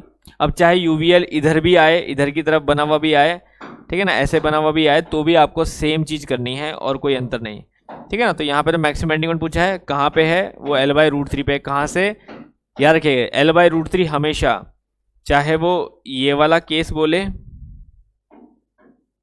ये वाला केस बोले या ये वाला केस बोले, हमेशा याद रखिएगा बेंडिंग मोमेंट जो है वो मैक्सिमम इस वाले केस में इधर होगा, इस वाले केस में बेंडिंग मोमेंट मैक्सिमम ऐसे होगा, और हमेशा जहाँ पे लोड 0 है वहाँ से L/√3 पे होगा, जहाँ पे लोड 0 है वहाँ से L/√3 पे होगा।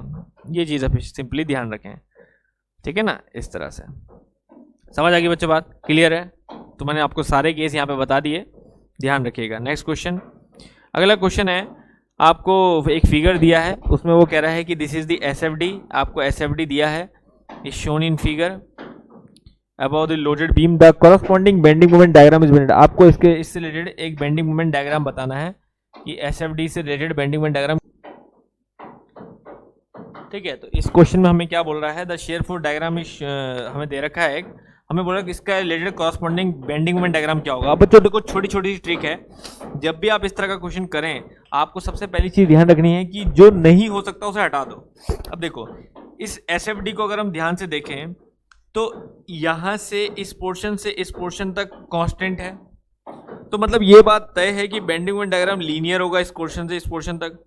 यहाँ से यहाँ तक शेयर फोर्स जो है वो हमारा लीनियर है, तो यहाँ से यहाँ तक हमारा पैराबोलिक होगा, है ना। इतने से इतने तक लीनियर होगा, इतने से इतने तक जो भी है पैराबोलिक होगा, चाहे ऊपर जाए या नीचे जाए, कर्व इससे मतलब नहीं है, चाहे ऊपर जाए या नीचे जाए, ऐसा जरूर नहीं है कि हमेशा नीचे ही जाए, ये ऐसा भी हो सकता है ऊपर जाए नीचे जाए, लेकिन पैराबोलिक होगा।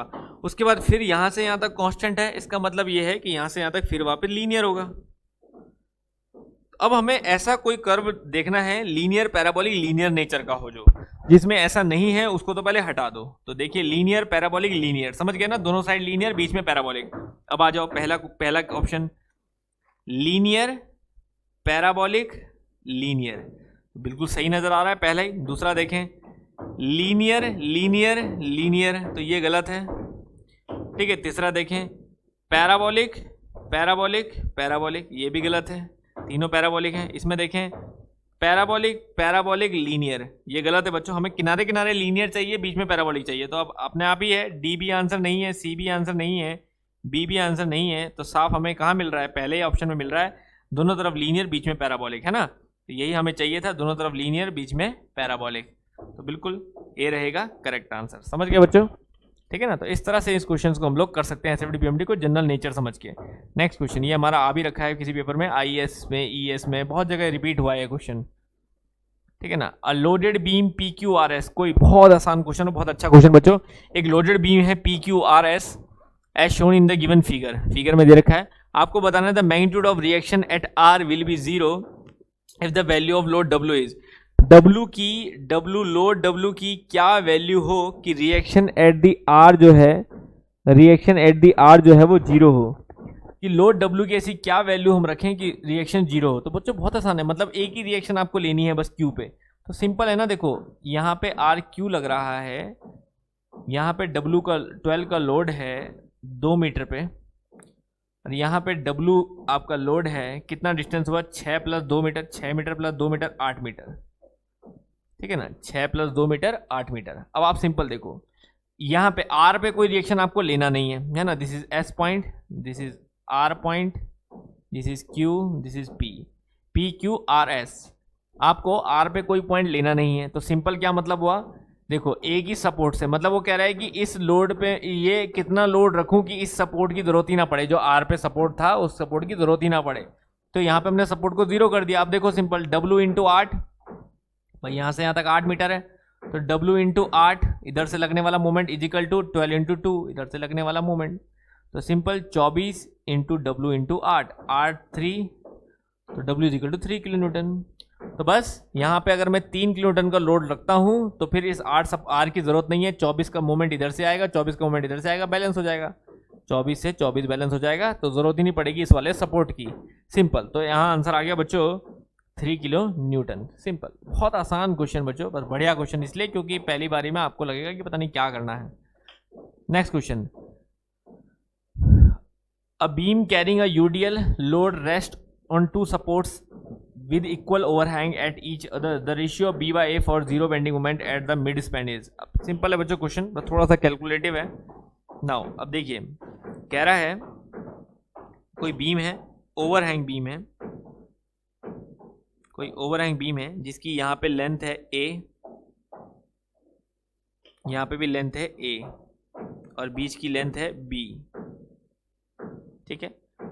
उसमें क्या है, वो पूरा यूडीएल लग रहा है पूरी बीम में,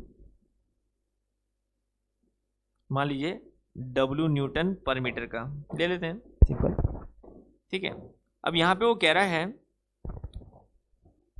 the ratio B by A, ये डिस्टेंस B बाय A का रेशियो क्या होगा अगर bending moment at mid span is zero, bending moment at mid span is zero, ठीक है।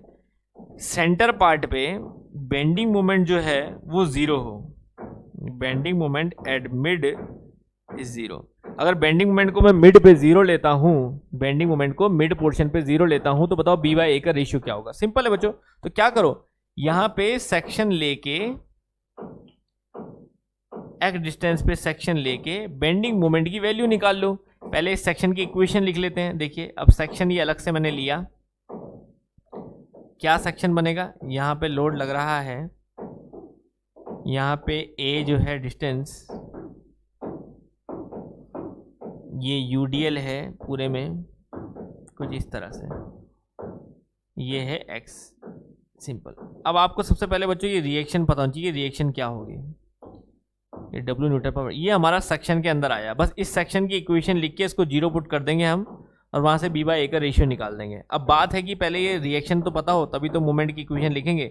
तो अब रिएक्शन सपोर्ट पे कितनी होगी, देखिए सिमेट्रिकल फिगर है बच्चों, सिमेट्रिकल फिगर है, तो ऊपर पूरे यूडीएल को अगर मैं पॉइंट लोड में कन्वर्ट करूंगा तो लेंथ कितनी है total, A plus B plus A, मतलब 2A प्लस B, तो टोटल लोड पूरे में कितना लगेगा सेंटर में, W into 2A plus B का लोड लगेगा, ठीक है, पूरे में। तो इसका रिएक्शन के लिए हाफ हाफ बांट दे दोनों तरफ, तो कितना हो जाएगा, डिवाइड बाय 2। तो सिंपली रिएक्शन कितनी आई, एक साइड में W 2A प्लस B, ये टोटल लोड है जो ऊपर से लग रहा है, और डिवाइड बाय 2, आधा कर दिया हमने उस लोड का, आधा इस वाले सपोर्ट में आधा इस वाले में, तो हमने W, तो सिंपल ये रिएक्शन आई बस। अब कुछ मत करो बच्चों, ये जो सेक्शन आपने लिया है इसके अबाउट मोमेंट इक्वेशन लिखो, mxx is equal to, simple. Now अब इस पूरे यूडीएल को ऊपर वाले को भी पॉइंट लोड में कन्वर्ट कर दो। देखो पहले इतने यूडीएल को पॉइंट लोड में कन्वर्ट करते हैं तो क्या होगा, W इंटू एक्स कहाँ लगेगा, हाफ में x बाय 2 में, ठीक है। तो मोमेंट यहाँ से मैं लेता हूँ सिंपल, तो W नेगेटिव का हॉगिंग है, WX इंटू एक्स बाय 2, ठीक है, WX इंटू एक्स बाय 2 इसका मोमेंट आ गया। Now reaction plus W into 2A plus B by 2 into x, ठीक है ना, यहीं से मोमेंट लिया तो एक्स डिस्टेंस, ठीक है ना, माइनस इधर से डब्ल्यू इंटू ए इंटू एक्स प्लस ए बाय 2, सिंपल। तो ये पूरी इक्वेशन आ गई बच्चों हमारी सेक्शन की, ठीक है ना। इस वाले यूडीएल को कन्वर्ट किया डब्ल्यू इंटू ए का ये यूडीएल इंटू एक्स प्लस ए का half A by 2, W x into x by 2 and W ये वाला load into x plus total ये डिस्टेंस, एक्स डिस्टेंस समझ लो, एक्स डिस्टेंस। तो बस अब क्या करना है, अब इस वैल्यू को क्या कह रहा है कि एट मिड पे ये वैल्यू 0 होती है। मिड के लिए हम लोग एक्स को क्या रखें भाई, एक्स हमने यहाँ से लिया है ना, एक्स हमने यहाँ से लिया है, तो यहाँ से x लिया तो x को हम b बाई 2 रख दें, तो at x is equal to b by 2 रखेंगे तो मैक्सिमम ये मिड पे बेंडिंग मोमेंट 0 होगा, ठीक है ना, मिड पे बेंडिंग मोमेंट जो है वो 0 होगा। तो x is equal to b by 2 रख दो और 0 रख दो इस इक्वेशन को। तो बस देखो, तो यहाँ पे रखें हम w x square by 2 minus का w एक्स स्क्वायर मतलब b बाई 2 का whole square by 2 plus w 2a plus b by 2 into b by 2 minus w a b by 2 plus a by 2, ठीक है। x को मैंने b by 2 रख दिया सब जगह और 0 पुट कर दिया। नाउ अब देखिए सॉल्व करें थोड़ा, minus w by 2 b square by 4 plus w by 2 2ab या b बाई 2 के अंदर मल्टीप्लाई करोगे तो क्या आएगा, ab plus b square by 2 minus w by 2 बाहर लिया, a का मल्टीप्लाई करो अंदर, ab by 2 plus a square by 2 is equal to 0। Now w by 2 common आ गया, बचेगा क्या बच्चों अपने पास, minus b square by 4 plus ab plus b square by 2 minus A B by 2, ठीक है ना, ए बी बाई 2 नहीं होगा, ए बी बाई 2, ठीक है, ए बी बाई 2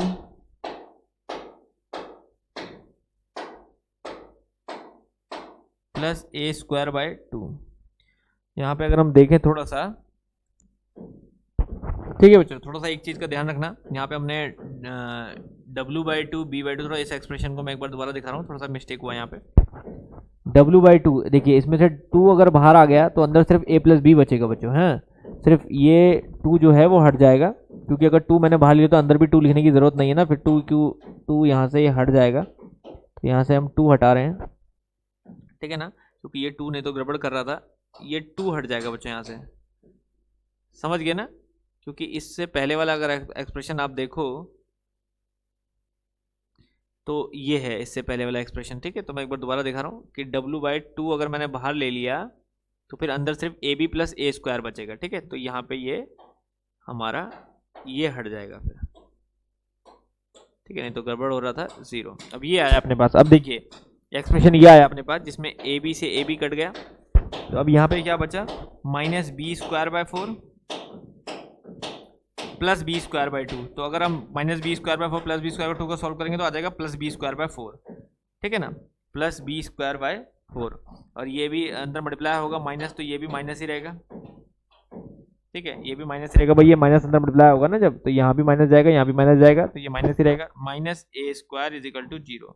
तो आप यहाँ देख सकते हो B square by 4 is equal to A square, ठीक है ना, तो B square upon A square is equal to 4 and B under root करें इसका,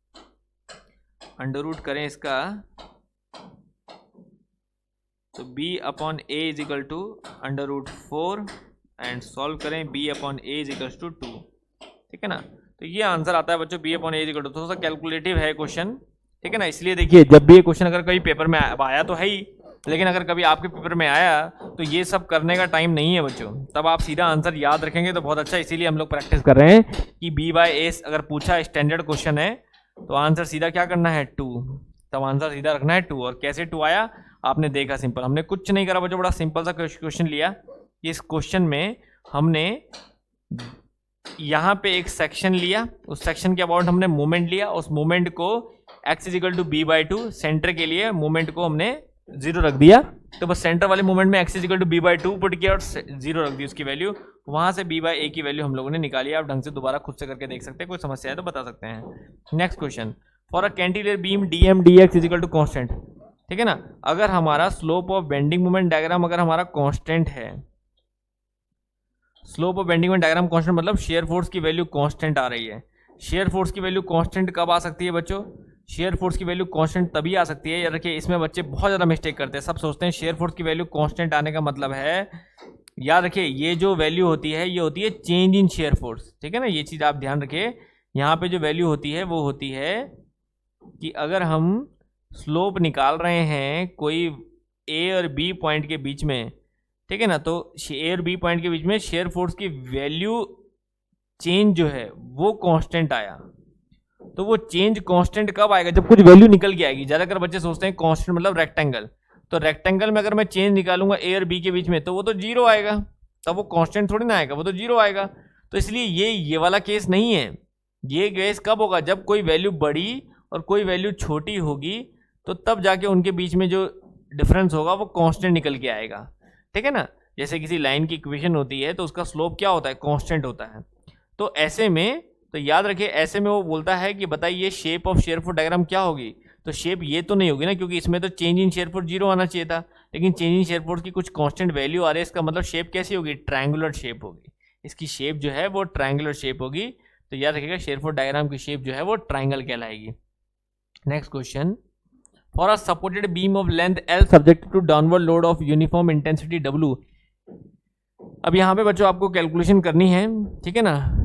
इस क्वेश्चन में आपको मैक्सिमम स्लोप, डिफ्लेक्शन, ये सब चीज़ें दी हैं। तो डिफ्लेक्शन स्लोप अभी मैंने डिस्कस नहीं किया है, लेकिन मैं फिर भी बता दूं। सिंपली सपोर्ट बीम है, सिंपली सपोर्ट बीम है जिसमें यूडीएल लग रहा है, सिंपली सपोर्ट बीम जिसमें यूडीएल लग रहा है, तो उस केस में W न्यूटन पर मीटर का यूडीएल है। तो this is the maximum deflection बच्चों, तो सी रहेगा ये आंसर, ठीक है ना। मैक्सिमम शेयर फोर्स आपका ये होगा, तो बी रहेगा ये आंसर, ठीक है। मैक्सिमम स्लोप का वैल्यू यहाँ गलत दिया है, यहाँ पे वैल्यू कॉन्फिडेंट होना चाहिए था, बट स्लोप कहना चाह रहा है वो, तो ए होगा ये आंसर। और मैक्सिमम बेंडिंग मोमेंट बोले तो डी होगा ये आंसर। तो सी बी ए डी या ए बी सी डी के हिसाब से लगाओ, तो ए बी सी डी के नीचे आएगा, सी के नीचे 1, बी के नीचे 2, ए के नीचे 3 एंड डी के नीचे 4। तो 3 2 1 4 विल बी दी आंसर। तो यहाँ पे देख सकते हैं हम C will be the correct answer, 3 2 1 4। अगला question, for the beam loaded as shown in figure we use below the magnitude of bending moment of the roller at the roller support is. Roller support पे magnitude of bending moment क्या होगा, इस support पे bending moment क्या होगा। तो बच्चों देखो, इस तरह के क्वेश्चन बहुत आसान होते हैं, आपको कोई पूरा कैलकुलेशन करने की जरूरत नहीं है। 100 है मोमेंट, यहाँ से यहाँ तक का डिस्टेंस 10 मीटर है, 10 मीटर पे एक रोलर सपोर्ट है, आपको बोल रहा है यहाँ पे बेंडिंग मोमेंट कितना होगा, और यहाँ पे 20 मीटर पे एक और सपोर्ट दिया हुआ है बीम का, ठीक है।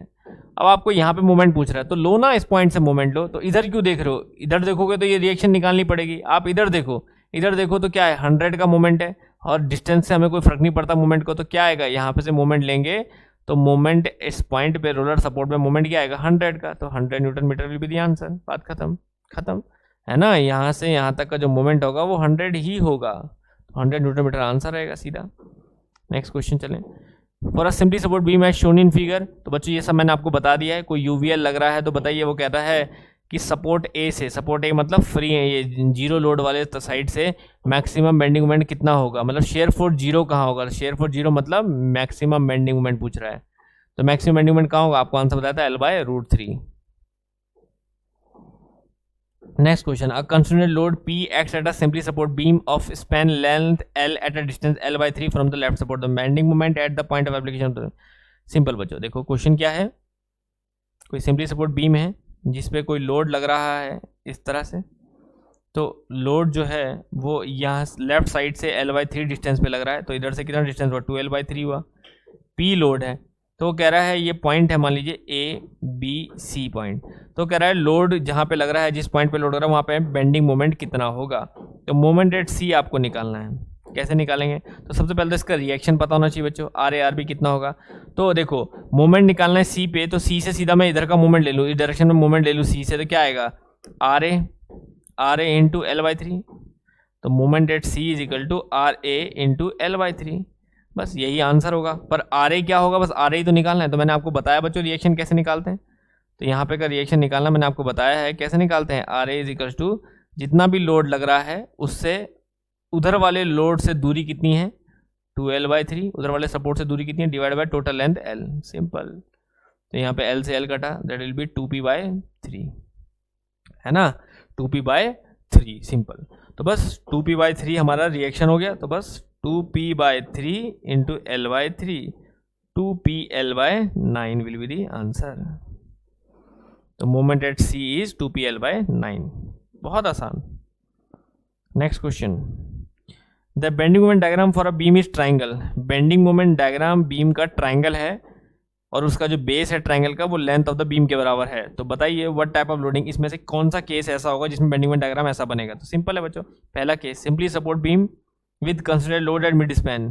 सिंपली सपोर्ट बीम जिसके मिड में एक लोड लग रहा हो, तो बच्चों उसका बेंडिंग मोमेंट डायग्राम कैसा बनता है, उसका बेंडिंग मोमेंट डायग्राम तो इस तरह का बनता है, ठीक है ना। इसमें एक सिंपल ट्राइंगल तो नहीं बनता, क्योंकि ट्राइंगल का जो बेस है वो कह रहा है लेंथ ऑफ द बीम के बराबर, लेकिन यहाँ तो L/2 होता है, बेस जो होता है वो half of the length of the beam के बराबर होता है। Second case simply support beam carrying UVL तो देखो हो ही नहीं सकता, ट्राइंगल बनता ही नहीं है, वहाँ तो क्यूबिक पैराबोलिक बनता है, तो ये तो बिल्कुल नहीं है, ये भी नहीं है।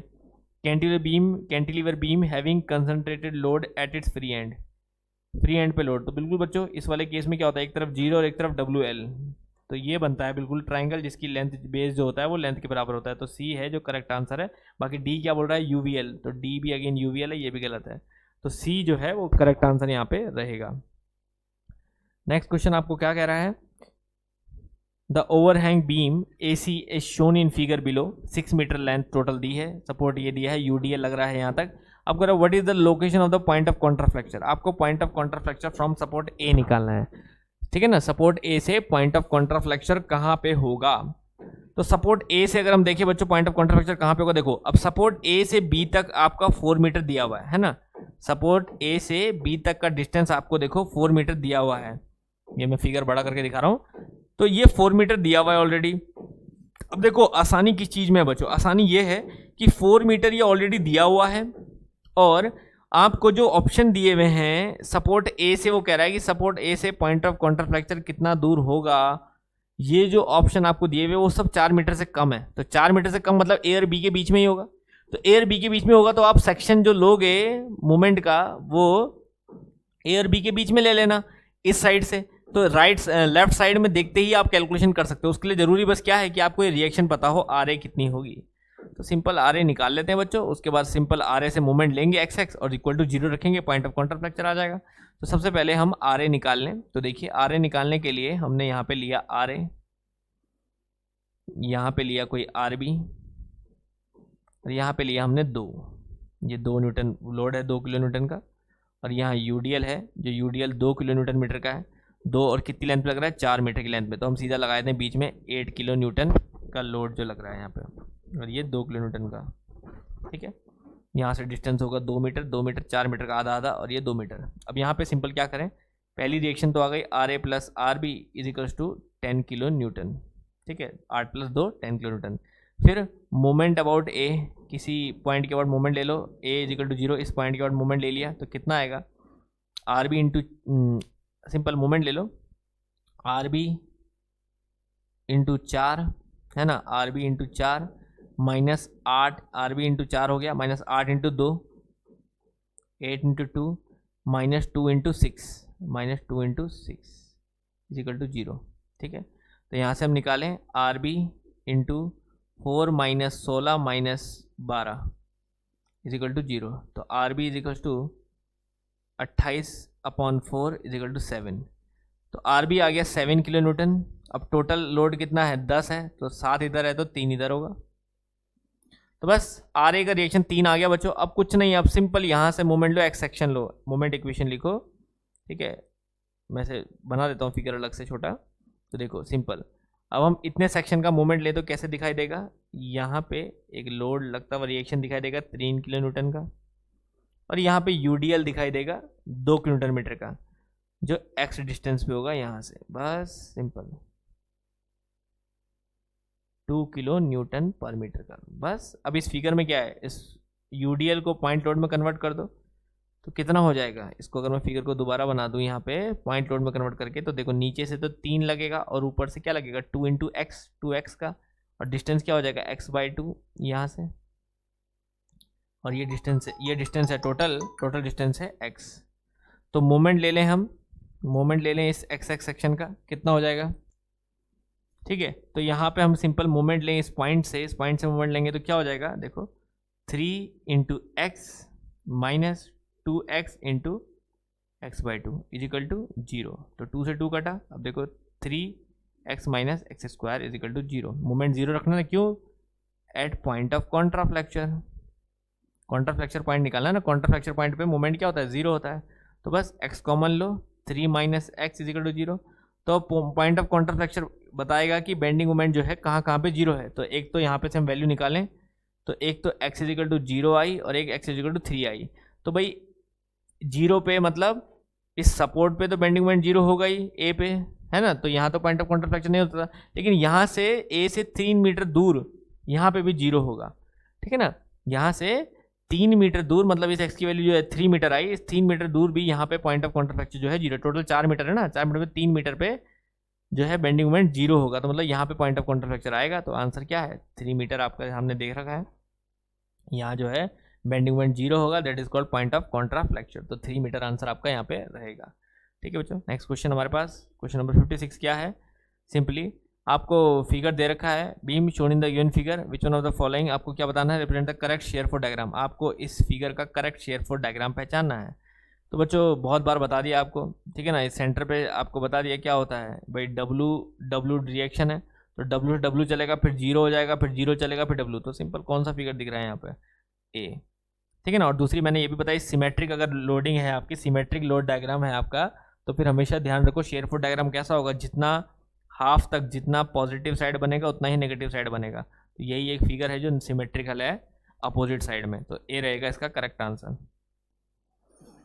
नेक्स्ट क्वेश्चन 57 हमारे पास डायग्राम दे रखे हैं और उनके आपको corresponding moment diagram, bending moment diagram पहचानने हैं। तो बच्चों साफ है, देखिए आपको डायग्राम दे रखे उसके बेंडिंग मोमेंट डायग्राम पहचानने हैं। इसमें थोड़ा सा मिस्टेक है, ये सेकंड वाले डायग्राम में, सेकंड वाला डायग्राम थोड़ा सा ऐसे है बच्चों, स्ट्रेट लाइन है, ये स्ट्रेट लाइन से थोड़ा सा ऐसे है, ठीक है, थोड़ा लाइन हिल गई है, तो ये ऐसे है डायग्राम, मैं आपको बता दूं इस तरह से, प्रॉपर ये डायग्राम कुछ इस तरह का है, ठीक है। अब आप सही से बता सकते हैं सेकंड। अब देखिए सबसे पहले ABCD, ठीक है, सबसे पहले आपको पता है UDL और UVL, इनमें दोनों में ही पैराबोलिक मिलेगा, तो मतलब आंसर C और D का 1 या 3 होगा। 1 सिमेट्रिक है ना, 1 सिमेट्रिक है, तो UDL सिमेट्रिक होता है, UVL तो कभी सिमेट्रिक नहीं होता, तो सीधा सीधा आंसर हो गया बच्चों C का 1 है। और जो दूसरा पैराबोलिक दिख रहा है, दूसरा पैराबोलिक यही है, जो एसिमेट्रिक है वो D का है, तो D का 3 हो गया। तो पहले ही आंसर क्लियर हो गया। अब बची बात A और B की। तो A में देखिए बीच में मोमेंट है, तो बीच में मोमेंट लगने का मतलब बेंडिंग मोमेंट डायग्राम में 2 वैल्यू बीच में आने हैं, तो 2 वैल्यू बीच में किस में आ रही है, सेकंड में आ रही है, 4 में आ रही है या 5 में आ रही है। तो 5 में नहीं आ रही है, 4 में भी नहीं आ रही है, सेकंड में आ रही है। सेकंड में 2 वैल्यू आ रही है, m/2 और माइनस का m/2। तो याद रखिए सेकंड केस हो जाता है A का। अब बचा हमारे पास B वाला डायग्राम, तो B वाले का बेंडिंग मोमेंट डायग्राम क्या होगा। अब बेंडिंग मोमेंट डायग्राम B वाले का बचे हमारे पास ऑप्शन 4 और 5, तो कांस्टेंट तो नहीं होगा बेंडिंग मोमेंट डायग्राम, क्यों, लोड के बीच में बेंडिंग मोमेंट क्या होता है, हमेशा लीनियर होता है, तो 4 रहेगा करेक्ट आंसर। तो बस 2 4 1 3 विल बी दी आंसर, 2 4 1 3 हमारा डी आंसर जो है वो बिल्कुल करेक्ट है, ठीक है। Next question 58th question.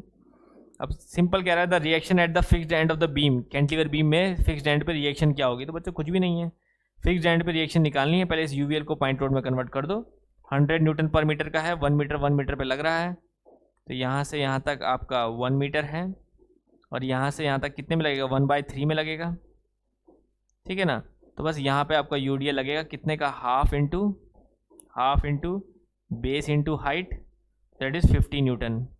तो 50 न्यूटन का लोड लगेगा यहाँ पे 1/3 पे। तो बस अब आपको मोमेंट, पहले वर्टिकल रिएक्शन निकालनी है RA, और फिर मोमेंट निकालना है MA।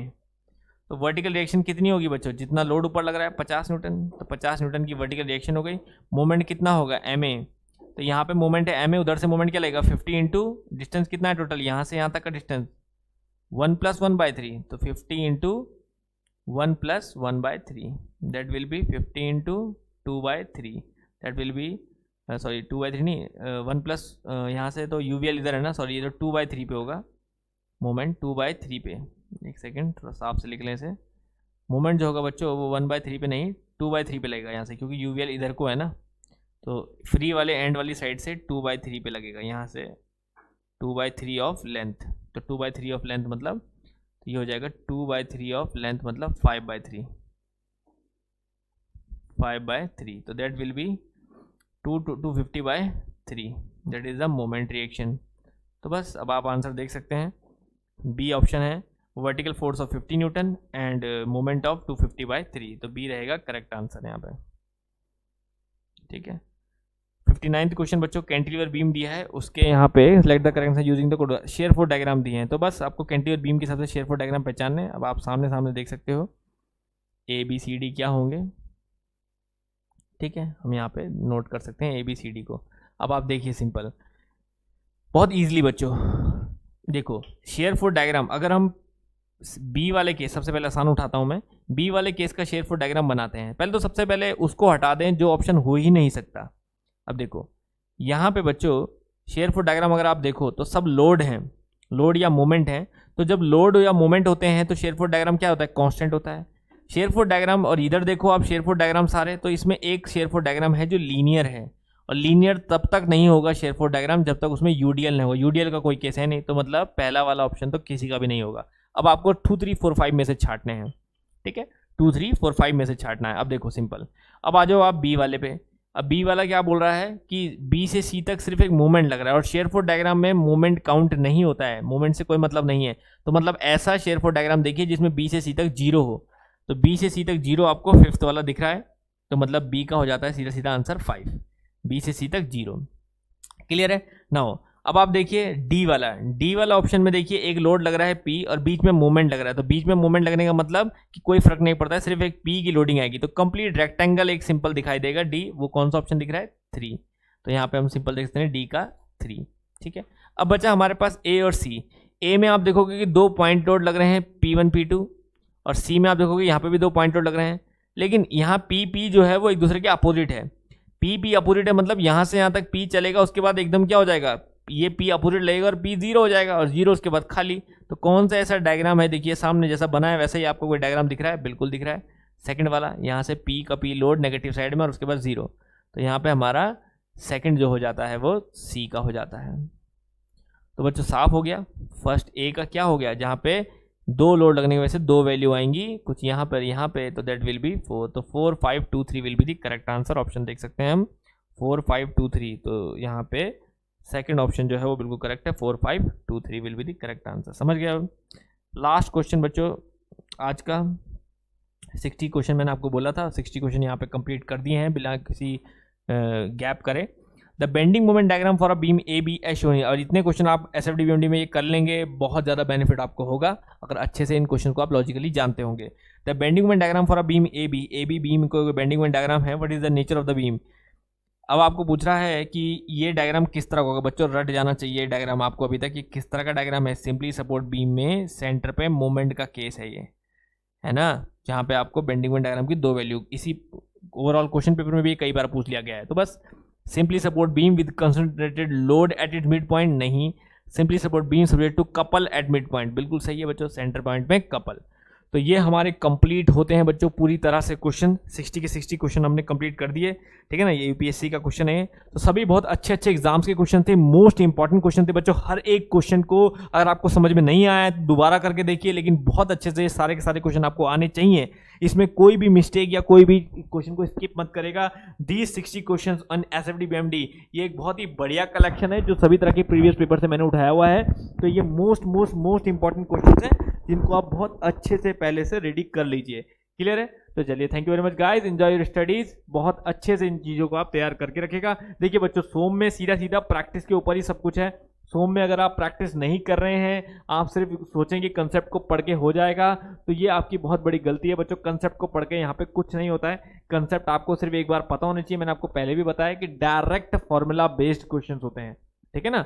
सोम में डायरेक्ट फॉर्मूला बेस्ड क्वेश्चन होते हैं, यहाँ पे कोई मतलब नहीं होता है कि आपके जो है क्वेश्चन में यूनिट्स क्या है, इतना लफड़ा यूनिट का यहाँ पे कुछ नहीं होता है, ये सब एफएम वगैरह में होता है। यहाँ पे तो आपको सीधा सीधा क्वेश्चंस का आंसर आना चाहिए, मतलब सीधा सीधा आपको पता होना चाहिए कि ये कंसेप्ट है तो क्या फॉर्मूला लगना है। क्लियर है? तो अच्छे से एसएफडी बीएमडी के सभी लेक्चर्स को प्रैक्टिस करिए, उसके बाद इन सभी क्वेश्चंस को बहुत अच्छे से करिएगा। कोई नहीं आएगा, कोई डाउट होगा स्टिल तो पूछेगा। तो thank you very much guys, enjoy studies. कल मिलते हैं नेक्स्ट सेशन में किसी और टॉपिक पे बहुत अच्छे से सारे प्रैक्टिस क्वेश्चन को लेके। तो चलिए, थैंक यू वेरी मच।